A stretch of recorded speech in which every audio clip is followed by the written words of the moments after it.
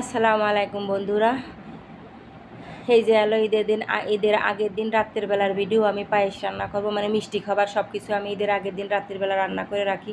প্রথমে আমি পায়েস রান্না করাম। আমি সবসময় পায়েস রান্না করতে গেলে পোলাও চাইলটা আগে থেকে লবণ দিয়ে শুধু পানি দিয়ে সিদ্ধ করে, তারপরে ওদিকে দুধটা আমি জাল দিতে দিতে একেবারে ঘন করে ফেলাই। তারপরে যখন চালটা সিদ্ধ তখন সেই দুধ আবার গুঁড়ো দুধ, কনডেন্স মিল্ক, চিনি। তা আজকে আমি চিনি দিয়ে রান্না করিনি, এবার রান্না করেছিল তালের গুড় দিয়ে আমি রান্না করেছি। রান্না করে এই যে কত সুন্দর হয়েছে দেখো। এভাবে রান্না করলে খুবই মজা লাগে। আগে থেকে চালটা সিদ্ধ করে নিলি। তারপরে এই যে আমি লম্বা সিমাই রান্না করবো। লম্বা সিমাইটা হালকা ঘি দিয়ে ভাজি করে নিয়েছি। তারপরে দুধটা জাল করে ওর ভিতরে আমি লম্বা সিমাইগুলো দিয়ে দিলাম, কারণ এভাবে রান্না করলে খুবই মজা লাগে। তারপরে কিশমিশ, বাদাম, বাদাম, মানে 3-4 প্রকারের বাদাম আর কিশমিশ দিয়ে আর গুঁড়ো দুধ দিয়ে নামা দিলাম। কারণ সেমাইটা রান্না করার পরে একটু গুঁড়ো দুধ দিলি এর স্বাদ দ্বিগুণ বাইরে যায়। তোমরা ওইভাবে রান্না করে দেখো, খুবই মজা লাগে।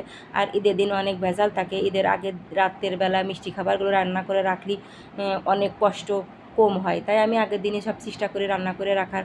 তারপরে এই যে কুনাফা রান্না করব, এই জন্য এটা হলো লাচ্চা সেমাইটা ভাজি করে নিলাম ঘি দিয়ে। তারপরে দুধ দিলাম, চিনি দিলাম, দিয়ে একসাথে ভাজি করে রাখিয়ে দিয়ে দুধটা জাল করে, এই যে দুধটা 1.5 কেজি দুধ আমি জাল দিতে দিতে দিতে দিতে এই যে একেবারে ঘন হয়ে গেছে। এর ভিতরে আরও গুঁড়ো দুধ দেবো, তারপরে কনডেন্স মিল্ক দেবো, আর হালকা একটু বেশি না, 1/2 চা চামচের মতো কর্নফ্লাওয়ার দুধ দিয়ে গুলায়ে দিয়ে দিছি। দেওয়ার পরে এই যে দেখো কত সুন্দর ঘন হয়ে গেছে।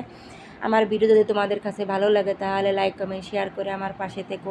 আর ঈদের আগের দিন রাত্রিবেলা তোমরাও এভাবে একটু কাজ আগোয় রাখতে পারো। আমি এভাবে কাজ আগোয় রাখি। তোমাদের কাছে যদি ভালো লাগে তাহলে আমার চ্যানেলটা ফলো দিয়ে আমার পাশে থেকো। কেমন হয়েছে কমেন্ট করে জানিও। এই যে মিষ্টি খাবার, 3 প্রকারের মিষ্টি খাবার রান্না হয়ে গেছে।